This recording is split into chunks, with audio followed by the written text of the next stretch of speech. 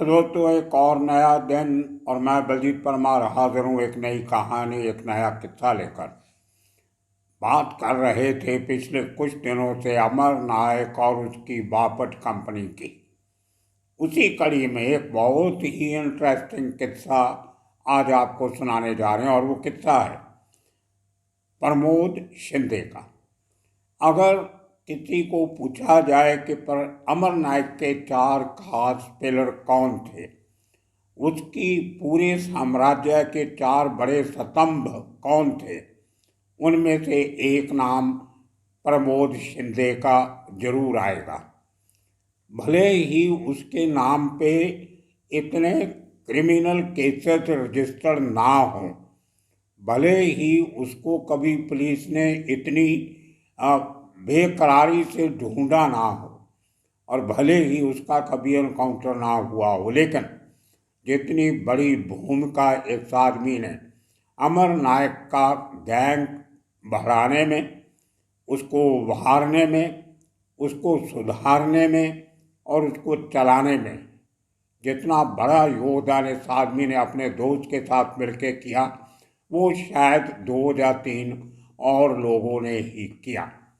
ये वो शख्स था जिसकी आखिर तक अमर नायक एक भाई की तरह इज्जत करता है, लेकिन इसने भी अपना उस भाई वाला रिश्ता, इसको भाऊ कहा करता था अमर नायक, और ये अमर नायक को भाऊ कहा करता था। भाऊ वैसे भी मराठी में भाई को कहते हैं, लेकिन जब एक बड़ा आदमी किसी को भाऊ बोलता है तो उसके माने थोड़े से बदल जाते हैं। दादा भी कह देते हैं भाई को, लेकिन दादा बहुत एक रिस्पेक्टेबल लोगों का एक शिष्टाचार के तौर पे जो दादा लफ्ज़ है वो लिया जाता है। भाऊ जो है वो थोड़ा सा जो अपनापन जहाँ पे ज़्यादा होता है, आपकी सांस जहाँ पे बहुत करीबी होती है, जो खून के रिश्ते होते हैं, उस किस्म पे जो बहुत ठोस रिश्ते होते हैं, वहाँ पे भाऊ।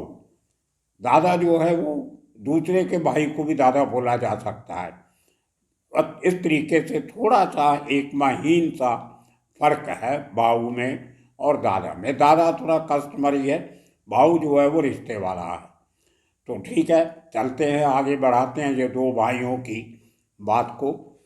आपने सुना इसी सीरीज में जो हमने अमर नायक बापट गैंग, रावण गैंग के ऊपर इतने दिनों से चला रहे हैं, पहले भी 4-5 एपिसोड बन चुके थे, लेकिन आपने कहा कि पूरी तफसील से, डिटेल से इस गैंग के बारे में बताइए, इसलिए हमने दोबारा ये एक एक्सरसाइज शुरू की और आपके सामने हाजिर है। जिस दिन सुनील खटाऊ का मर्डर होता है, मारने वाले 4 शूटर के अलावा और उसके साथ साथ जो एक गाड़ी में अमर नायक और ओपी भारद्वाज, जिसका किस्सा आपने सुना, ये एक गाड़ी में थे, और दूसरी एक मारुति वैन में जो 4 आदमी थे, जो एक बैकअप टीम थी। अगर कहीं कोई गड़बड़ हो तो उसको संभालना कैसे है, वो काम संभालने का काम करने की जिम्मेदारी पूरी की पूरी प्रमोद शिंदे पे थी। और जैसे कि हमने आपको बताया कि जब ये केस हुआ, उसके बाद अमर नायक ने अपने सब साथियों को कहा था कि 2 आदमी एक साथ मत चलना, अपना अपना रास्ता पकड़ो और अलग अलग कहीं ना कहीं निकल जाओ, कोशिश करो कि जल्दी पकड़े नहीं जाओ।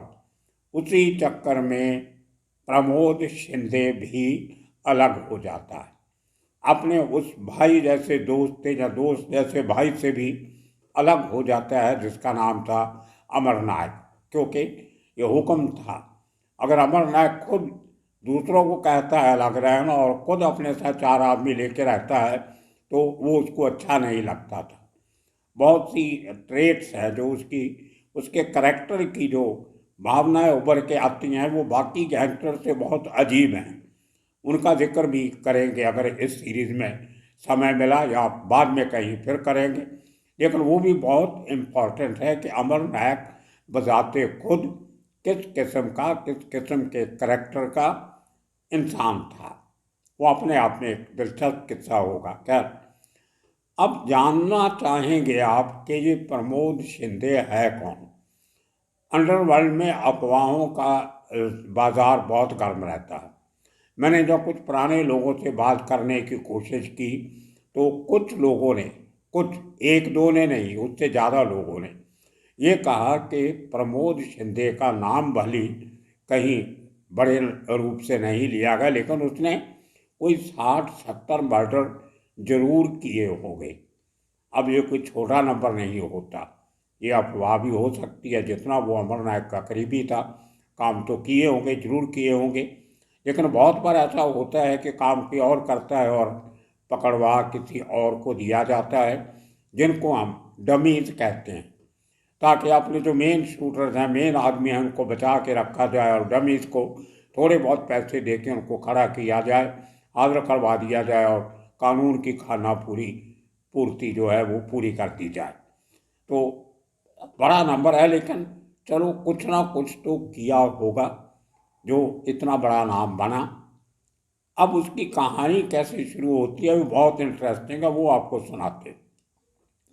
कहते हैं कि जब आप वायलेंट वर्ल्ड में जाते हो, खून खराबे की दुनिया में जाते हो, तो उसका आगाज कहीं ना कहीं खून खराबे से ही हुआ होता है।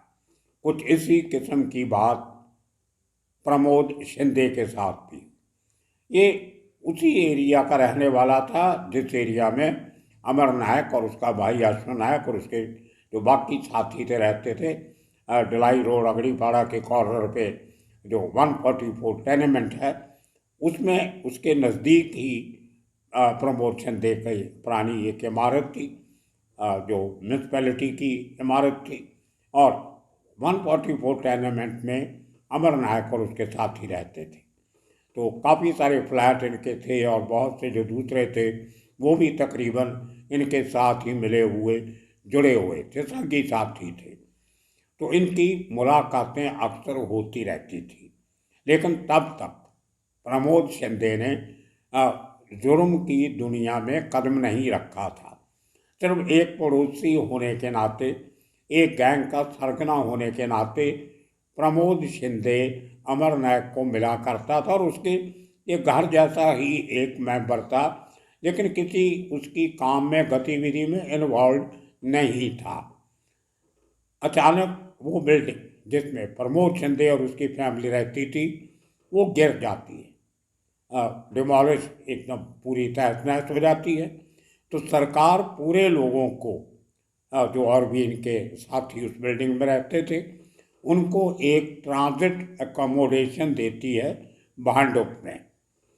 भांडुप में काफ़ी सारे छोटे छोटे ट्रांजिट कैंप्स हैं जहाँ पे ऐसे लोगों को टेम्परेरी शेल्टर दिया जाता है जिनकी अपनी इमारतें गिर जाती हैं।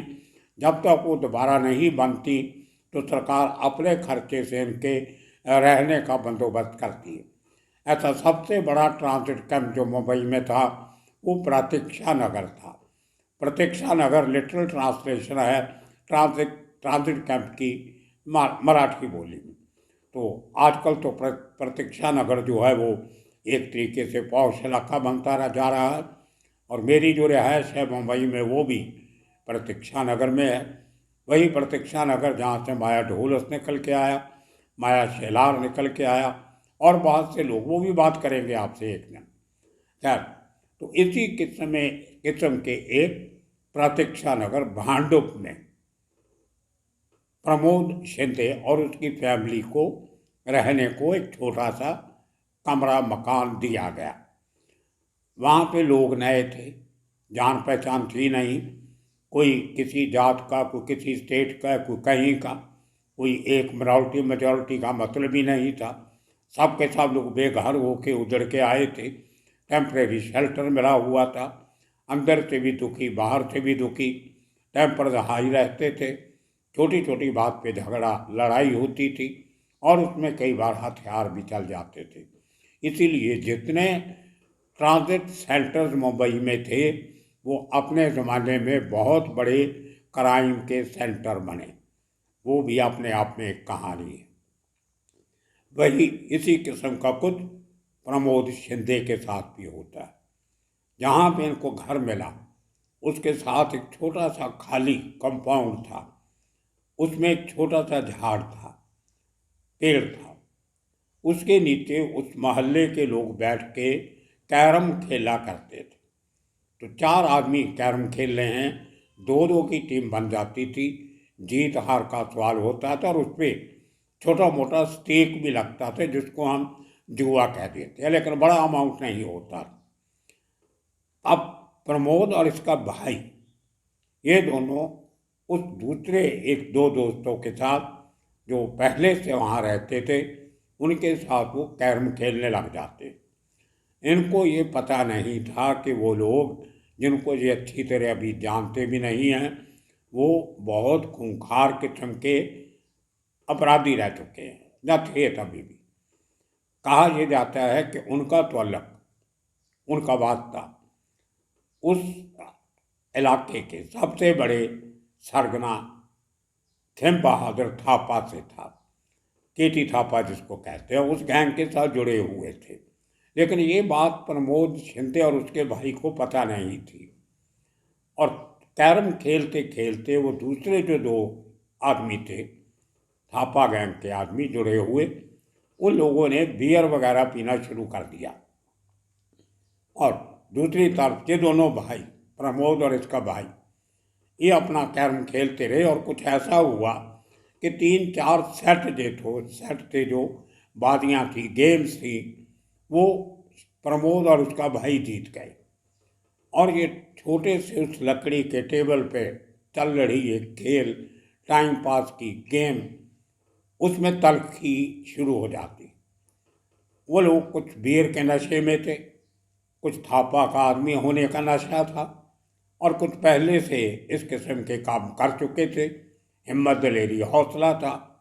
तो उन्होंने गाली गलौज शुरू कर दिया, जिस पे प्रमोद शिंदे ने एतराज़ किया और उसके भाई को भी गालियाँ वालियाँ दी, जिससे प्रमोद शिंदे थोड़ा और नाराज हुआ। गर्मा गर्मी हुई तो उनमें से सामने वाले 2 लोगों में से एक ने अपनी बियर की बोतल नीचे फ्लोर पे मार के तोड़ी और तो टूटी हुई बोतल से प्रमोद के भाई के पेट पे अटैक कर दिया और उस धक्का मुक्की में प्रमोद का भाई मर जाता। अब प्रमोद कोई गैंगस्टर तो नहीं था, लेकिन उसने गैंगस्टर देखे जरूर थे।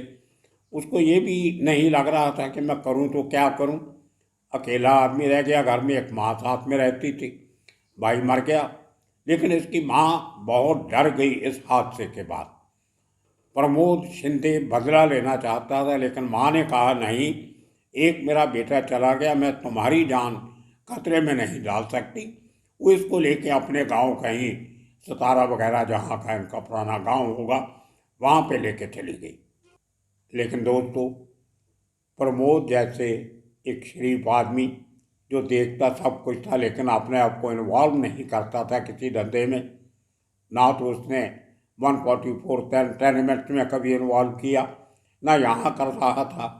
लेकिन गांव में जाके जब अकेला बैठता था, उसको अपने भाई के खून का वो मंजर नजर आता था। रात को नींद नहीं आती थी, आंखों में गुस्सा रहता था।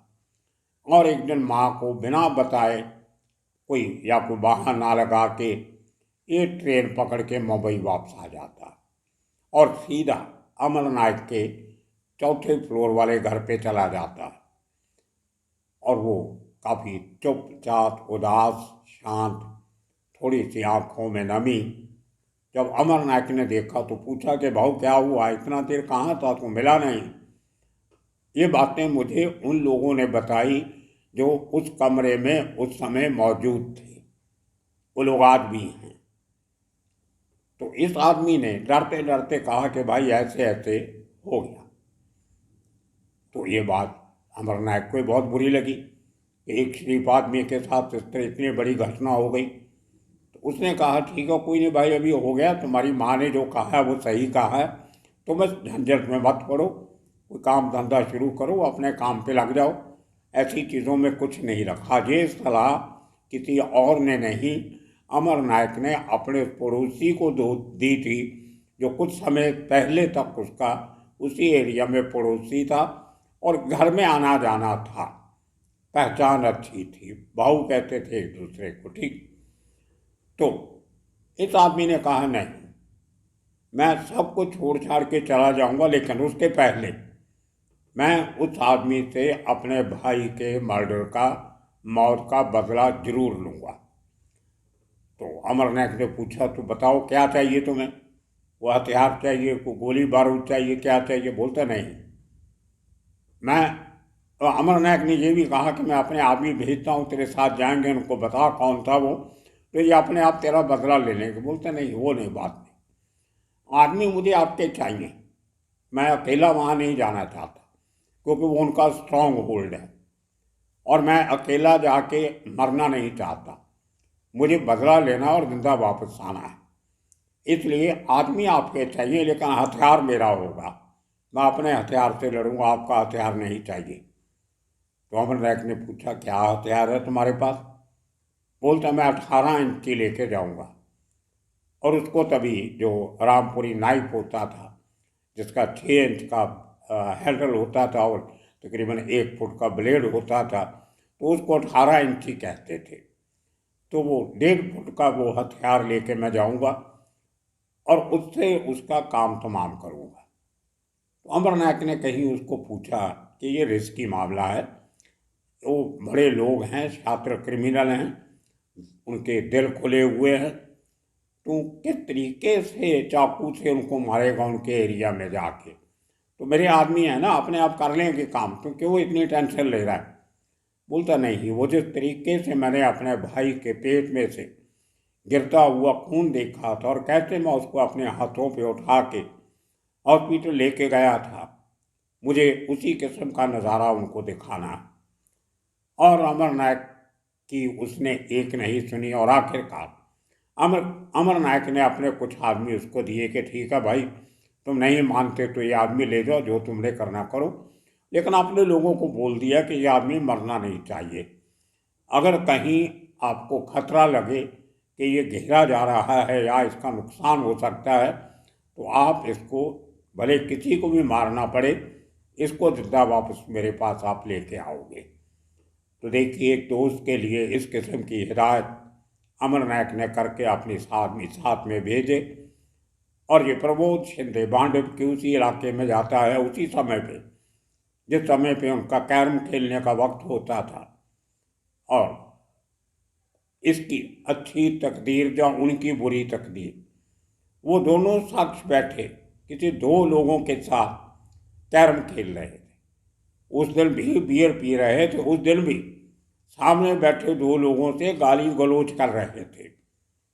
और उसी समय प्रमोद वहाँ पहुँचता है, उस आदमी के पास जाता है और उसको, कि पहले कि वो देख सके कौन आया क्या हुआ, इस आदमी ने अपने चाकू से उसके पेट पे वार शुरू कर दिए, इतनी स्पीड से, इतने फुर्तीलेपन से कि किसी को मौका ही नहीं मिला रिएक्ट करने का।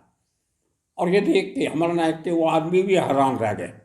जब तक वो भी देखते क्या हुआ है, वो आदमी वापस भी आ गया और गाड़ी में बैठ के देख रहा था कि उसके साथी उस इंजर्ड आदमी को हाथों में उठा के खून में लथपथ हॉस्पिटल की तरफ जा रहे थे, लेकिन वो आदमी मर चुका था। तो दोस्तों, ये कहानी थी प्रमोद शिंदे की। वहाँ से वो आदमी पहला क्राइम अपनी ज़िंदगी का करता है, बदला लेने की। और ये कहानी अकेले प्रमोद शिंदे की नहीं, हर तीसरे चौथे गैंगस्टर की कहानी इसी किस्म की है, बदले की भावना से जुड़ी हुई। वहीं से शुरू होती है और फिर ऐसा दौर चलता है जहाँ से वापस परत आना बहुत मुश्किल होता है। ये अंधा कुआं है जहाँ से सिर्फ आवाज़ वापस आती है आपकी अपनी, और कोई नहीं होता, और आप उसी आवाज़ को दूसरे की समझ के जीने की लालसा रखते रहते हो। तो वहाँ से ये आदमी अपने आप को सरेंडर कर देता है, भागता नहीं। आप देखिए, आदमी के करेक्टर की और बात, चाहता तो कुछ महीने कुछ साल छुप छुपा के रह सकता था, लेकिन नहीं, उसने अपने आप को पेश किया, जेल गया, सज़ा काट के वापस आया, और फिर अमर नायक के साथ उसके बाद उसने क्या क्या किया वो अपने आप में हिस्ट्री है, अपने क्राइम की दुनिया का इतिहास है। मैं वो बातें मानने को तैयार नहीं कि उसने 50 खून किए कि 60 किए कि 70 किए, या 5 किए या 10 किए, लेकिन वो एक अलग करैक्टर वाला आदमी था और उस करैक्टर की इज्जत खुद अमर नायक भी करता था और उसके गैंग के सारे मेंबर भी करते थे। और आज के दिन में भी वो सब बड़ी आराम की ज़िंदगी गुजार रहा है मुंबई के पास एक छोटे से कस्बे में, अपनी पत्नी के साथ रह रहा है। बेटी और बेटे उसके एक का फॉरेन में सेटल्ड है, एक उसकी औलाद, मैं ये नहीं बताता कि कौन बाहर है कौन यहाँ है।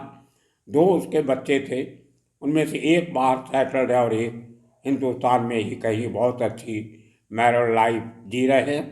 बहुत अच्छा पढ़ाया लिखाया उनको। दोनों मैरिज पे आने वाले बच्चे थे, उनको बहुत अच्छे उनको सर्टिफिकेट मिली थी, रिकग्निशन मिली थी, गोल्ड मेडलिस्ट थे दोनों। और आज वो आदमी अपनी एक अमन की शांति की ज़िंदगी व्यतीत कर रहा है और उसके अड़ोसियों पड़ोसियों को भी नहीं पता कि ये आदमी कौन है।